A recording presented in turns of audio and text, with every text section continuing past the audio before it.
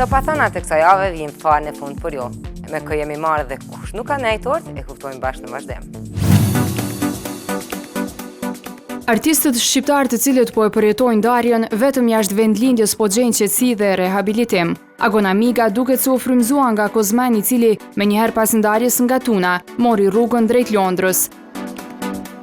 Njësoj po vepron edhe Agon Amiga, i cili ndodhet në Londër e që ka pak javë prej se u nda nga gruaja e tij. Reperët të cilët dikur donin t'i kishin afër gratë me gjaz, tani po dëshirojnë të qëndrojnë sa më larg tyre. Besoj tashmë të gjithë e njihni Gjon Karicën, është ai djali i cili solli një frymë të re në muzikën shqiptare me projektet e tij, të cilat më parë nuk ishim mësuar t'i dëgjojmë.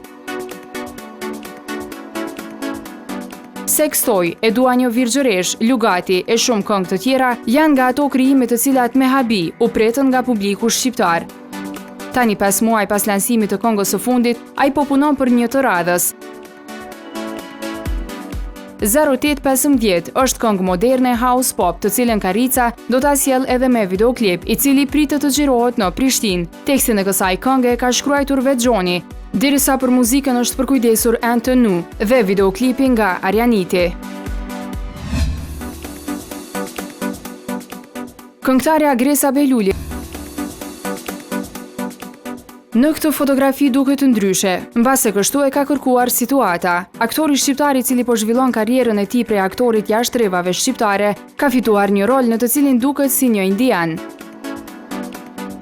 Nick Gjelilaj është emri i të riut, i cili është në rrugë për të ndjekur gjurmët e legjendës Pierre Brice. Shqiptari 32 vjeçar luan në 3 filmat e ri të Win It You, që janë kontraktuar në kuadër të RTL e që janë duke u xhiruar në Kroaci. Dhe për këtë, Nick është dashur të kapërcej disa prova në mënyrë që të përshtatet më shumë në rolin e Win It You's. Aktori shqiptar pritet që të zhvendoset nga Turqia në Gjermani derisa të përfundoj punën në këtë film.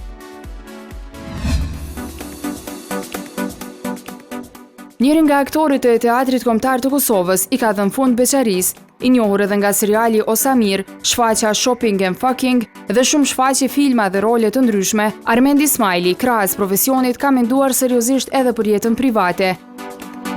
Pak ditë më parë, ai është martuar me Nita Abrashin. I urojmë gjithë të mirat. Me keqardhje të them që erdhi fundi edhe këtij edicioni të Prives, mirë po ju mos u mërzisni sepse shihemi sërish të shtunën e ardhshme në të njëjtin vend dhe në të njëjtën kohë. E deri atëherë ju keni faqen tonë zyrtare në Facebook me emrin Prive Klan Kosova, në të cilin mund të na shkruani çka që do qefi. E gjithashtu edhe për kë ju ka marrë malli që ta shihni në emisionin Prive. Natën e mirë dhe mirë mbeqëri.